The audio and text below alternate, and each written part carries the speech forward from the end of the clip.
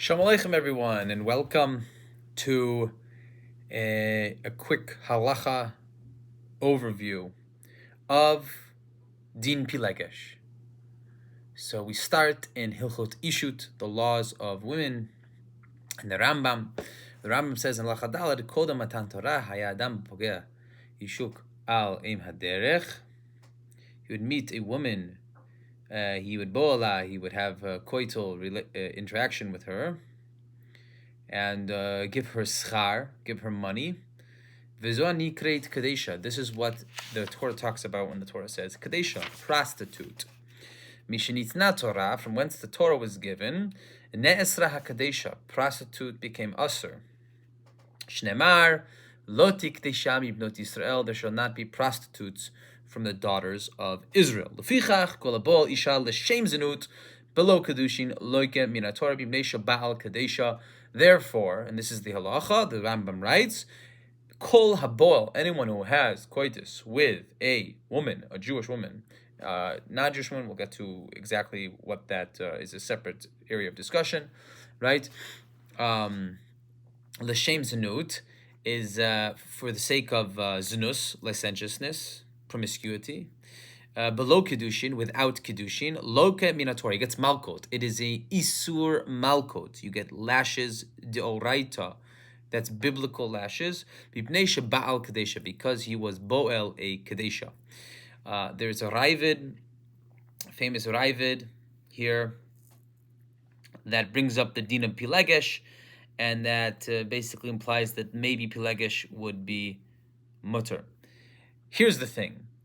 Most understand the Rambam, that the Rambam made forbidden the Pilegesh, the idea of Pilegesh, which is not a prostitute. Pilegesh is a wife that is not a Kadesha, but the Rambam says it's forbidden for a Hedyot, a Jew who's not a king, who's not the king. Only the king can have Pilegesh, and that you have to look in Hilchot Melachim. If you look in Hilchot Melachim in the Rambam, the laws of kings in the Rambam, in Sefer Shoftim, Hilchot Melachim, Perek Daled, the Rambam says explicitly in Halacha Daled, Avala Hedyot Aser Bepilegesh, that a Hedyot, a non-king, is forbidden to have a Pilegesh. Right there. Now, here's the thing. There is the Rashba, and this is what a lot of people I was reading are not so aware of. But there is a Rashba in the Sefer Tshuvot, Harashba Hamiuchasot Lar Haramban, and in the common edition, it's page Reish Lamed Hey, where the Rashba says the following thing in the name of the Ramban, who says that the Rambam did not necessarily forbid a Pilegesh for a Hedyot, for a non-king. How? V'gam divrei Rambam zichron d'vracha einam lesor Pilegesh lehedyot ulhatira lemelech ela kach amar. V'chol habol isha l'shem zenut below kedushin loke mipnei shebal kadesha.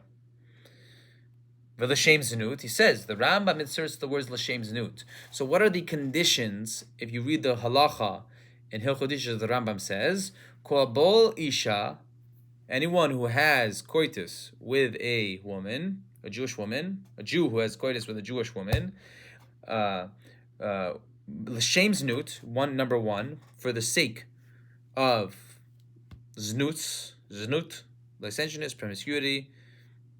I don't exactly know how to translate that. Below kiddushin, without kiddushin, loke min Torah, he gets malkot, he can get lashes, biblical lashes for a biblical transgression. Which, note, by the way, it might cause problems with you being a kosher witness if you have an Isser Malkot, if you do an Isser Malkot. So here's the thing, is the Rambam gave two stipulations, and this is what it points out here in the Rashba points out here in the name of the Ramban, that the Rambam gave two stipulations. One, l'shem zenut, two, below kiddushin. He could have written the halacha below kiddushin. And if you wrote the halacha below kiddushin, that would mean every single premarital coitus is a transgression of kadesha. You're making a prostitute.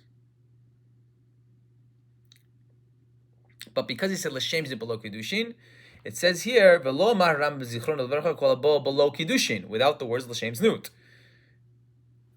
And that's what the Rashba is implying, that maybe the Rambam also was matir Pilegesh for Hedyot. But here's the thing. At the end of the day, right, whether Pilegesh is mutter for Hedyot or asur lehedyot, it is a halachic debate. A Pilegesh does not mean that she only is having you in her. She is only for you, meaning she is committed to you in a romantic relationship. That's not what it means, right? For example, a Jewish man buying an apartment for a Jewish woman and paying for her, and